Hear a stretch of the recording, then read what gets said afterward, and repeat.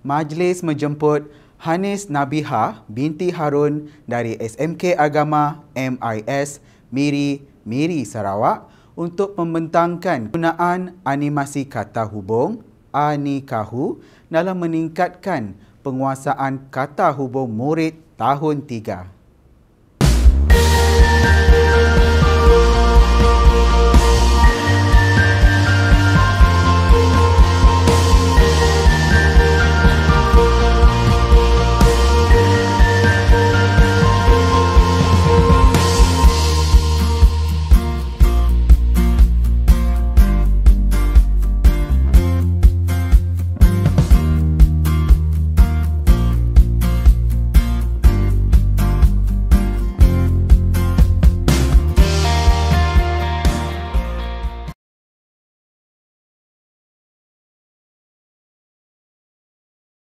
Assalamualaikum warahmatullahi wabarakatuh. Saya Hanis Nabihah binti Harun dari SK Agama MIS Miri.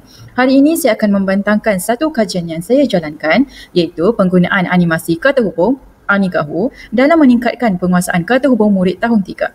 Kajian ini dijalankan di bawah bimbingan Cikgu Dayangku Nur Hazrin binti Awangku Sanusi. Konteks kajian. Kajian ini dijalankan di sebuah sekolah di daerah Miri, Sarawak. Berdasarkan pengalaman saya berpraktikum dan mengajar, saya mendapati murid tahun 3 mengalami banyak masalah dari segi tata bahasa. Contohnya kata hubung. Mereka juga lebih gemar melakukan aktiviti berbentuk hands-on dan TMK. Dengan ini, saya mendapati murid tidak dapat menggunakan kata hubung yang betul dalam ayat kerana mereka tidak dapat memberi fokus sepenuhnya semasa guru mengajar. Cadangan tindakan yang saya cadangkan ialah menggunakan slide interaktif yang menerapkan animasi dan rumus kata hubung. Fokus kajian dari segi isu utama, kajian ini berfokuskan pada isu penguasaan kata hubung dalam kalangan murid tahun 3. Faktor pemilihan isu ini ialah pengkaji mendapati murid tidak dapat membezakan penggunaan kata hubung dan atau tetapi dan mereka juga cepat bosan dengan pengajaran guru. Dengan ini, pengkaji bercadang untuk menghasilkan Anikahu iaitu inovasi yang menerapkan penggunaan animasi dengan menggabung jalinkan rumus lidat dan TMK dalam meningkatkan penguasaan kata hubung murid tahun 3 untuk melengkapkan ayat. Huraian kajian. Yang pertama ialah kebolehtakbiran di mana pengkaji merupakan pentadbir bagi kajian ini. Yang kedua, kerelevanan. Kajian ini dihasilkan untuk meningkatkan kualiti pembelajaran bahasa Melayu agar dapat dikuasai oleh murid-murid sekolah rendah dengan baik. Yang ketiga, kolaborasi. Pengkaji berkolaborasi dengan guru bahasa Melayu tahun 3 untuk mendapatkan maklumat mengenai peserta kajian. Yang keempat, kajian ini dijalankan mengikut waktu PDP bahasa Melayu yang ditetapkan dalam jadual waktu.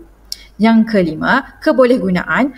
Kajian ini dijalankan untuk meningkatkan minat murid terhadap pembelajaran melalui animasi dan aktiviti rangsangan. Dan yang terakhir iaitu kepentingan kajian. Kajian ini dijalankan untuk menarik minat murid untuk mempelajari kata hubung. Dan yang kedua, membolehkan murid menggunakan kata hubung yang betul dalam kehidupan harian. Objektif dan persoalan kajian. Objektif yang pertama ialah meningkatkan kefahaman murid tahun 3 terhadap kata hubung dalam melengkapkan ayat melalui penggunaan Anikahu. Persoalan bagi objektif ini ialah adakah Anikahu dapat meningkatkan kefahaman murid tahun 3 terhadap kata hubung dalam melengkapkan ayat. Objektif yang kedua ialah mengaplikasikan Anikahu untuk membantu murid tahun 3 menguasai kata hubung. Dan persoalan bagi objektif ini ialah bagaimanakah Anikahu dapat diaplikasikan untuk membantu murid tahun 3 menguasai kata hubung. Metodologi kajian. Reka bentuk kajian ini ialah kajian tindakan dan kajian ini melibatkan 3 orang peserta iaitu 2 orang murid lelaki dan seorang murid perempuan tahun 3. Kajian ini mengambil masa selama 4 minggu untuk disiapkan. Terdapat 3 instrumen yang digunakan dalam kajian ini iaitu pra-ujian dan pasca ujian, temubual separa berstruktur dan pemerhatian berstruktur. Kajian ini juga menggunakan model kajian tindakan Chemist and Taggart 1988 sebagai panduan. Rancangan pelang kajian.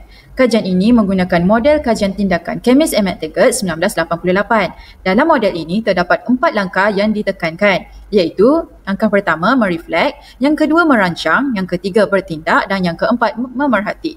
Kajian ini juga dijalankan dengan 2 gelong. Rancangan pelang kajian bagi langkah pertama iaitu mereflek, pengkaji mengenal pasti masalah yang dihadapi oleh murid.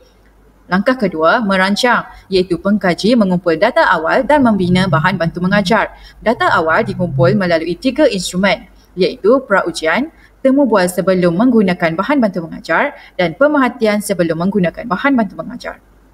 Bagi langkah ketiga, pengkaji mengaplikasikan tindakan kepada peserta kajian dan langkah keempat, memerhati, pengkaji mengumpul data bagi mengenal pasti keberkesanan bahan bantu mengajar terhadap peserta kajian melalui 3 instrumen, iaitu pasca ujian 1 dan 2, temu bual selepas menggunakan BBM dan pemerhatian selepas menggunakan BBM. Pelaksanaan pelang kajian. Pada gelung pertama, pengkaji akan melakukan langkah 1 iaitu mereflect, di mana pengkaji mengenal pasti masalah yang dihadapi oleh murid. Bagi langkah kedua, merancang, pengkaji menjalankan praujian, temu bual dan pemerhatian sebelum Anikahu diperkenalkan. Bagi langkah ketiga, pengkaji akan mengaplikasikan Anikahu kepada peserta kajian. Dan langkah keempat, memerhati, pengkaji melaksanakan pasca ujian 1, temu bual dan pemerhatian untuk mendapatkan data. Setelah itu, pengkaji juga menjalankan gelung kedua, di mana pengkaji mengulang kembali keempat-empat langkah ini dengan langkah pertama, mengenal pasti sebab penggunaan Anikahu tidak berjaya mengatasi masalah sepenuhnya. Yang kedua, iaitu langkah merancang, pengkaji melakukan penambahbaikan dalam Anikahu. Dan yang ketiga, bertindak, pengkaji mengaplikasikan Anikahu yang telah ditambah baik kepada peserta kajian. Dan yang terakhir, pengkaji melaksanakan pasca ujian 2, temu bual dan pemerhatian untuk mendapatkan data bagi melihat keberkesanan Anikahu kepada peserta kajian. Pelaksanaan kajian. Pada gelung pertama, peserta kajian akan diperkenalkan slide interaktif Anikahu, di mana melalui slide ini, mereka akan mempelajari kata hubung menggunakan rumus lidat, iaitu rumus yang ringkas untuk membantu mereka memahami penggunaan kata hubung. Seterusnya, mereka akan mengukuhkan kefahaman dengan melakukan aktiviti bahan maujud dan juga menjawab kuis untuk menguji daya ingatan mengenai rumus lidat. Pada gelung kedua, setelah Anikahu ditambah baik, peserta kajian boleh mendengar lagu mengenai penggunaan kata hubung dalam ayat. Mereka juga dapat mengulangi permainan untuk memantapkan ingatan mengenai rumus lidat. Dapatan kajian. Persoalan yang pertama, adakah Anikahu dapat meningkatkan kefahaman murid tahun 3 terhadap kata hubung dalam melengkapkan ayat? Persoalan ini terbukti melalui praujian dan pasca ujian yang dijalankan. Melalui praujian, ketiga-tiga peserta kajian menghadapi masalah dalam memahami kata hubung untuk melengkapkan ayat. Manakala setelah menjalankan pasca ujian 1, tahap kefahaman peserta kajian terhadap penggunaan kata hubung meningkat tetapi masih berada pada tahap yang sederhana. Dan pada pasca ujian 2 pula, pengkaji mendapati bahawa penambahan yang dilakukan pada Anikahu membolehkan peserta kajian meningkatkan lagi kefahaman mereka mengenai kata hubung sehingga berjaya mendapat markah penuh.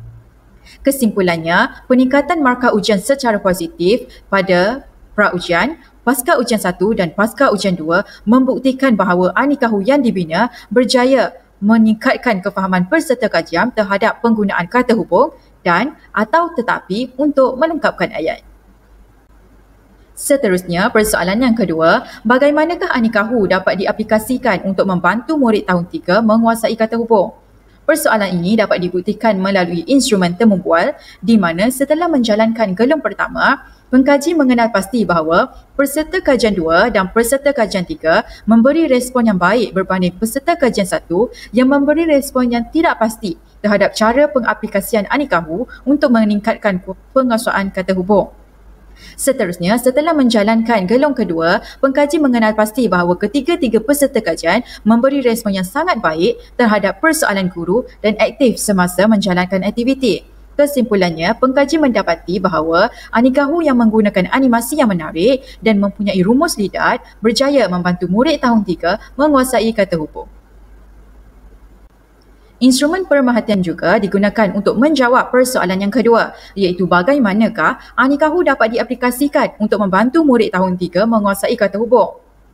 Melalui pemerhatian yang dijalankan pada gelung pertama, pengkaji memerhati bahawa arahan yang kurang jelas, kekurangan permainan dan sikap yang tidak yakin menyebabkan peserta kajian mengalami masalah untuk menguasai kata hubung. Setelah menjalankan gelung kedua, pengkaji dapat memerhati bahawa peserta kajian dapat menggunakan Anikahu dengan lebih cekap dan interaksi antara pengkaji dengan peserta kajian lebih aktif.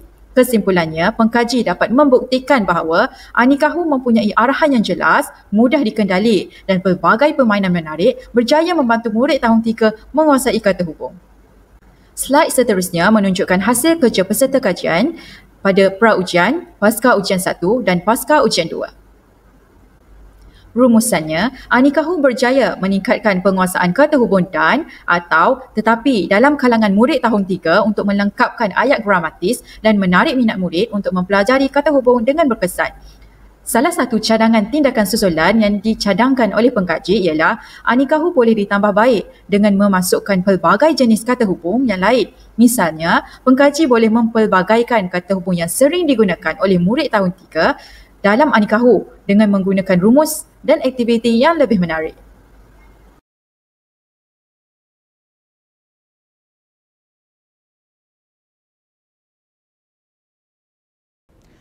Terima kasih kepada Hanis Nabihah binti Harun atas pembentangan sebentar tadi. Para hadirin dijemput mengemukakan soalan melalui chatbox YouTube dalam tempoh 5 minit selepas pembentangan.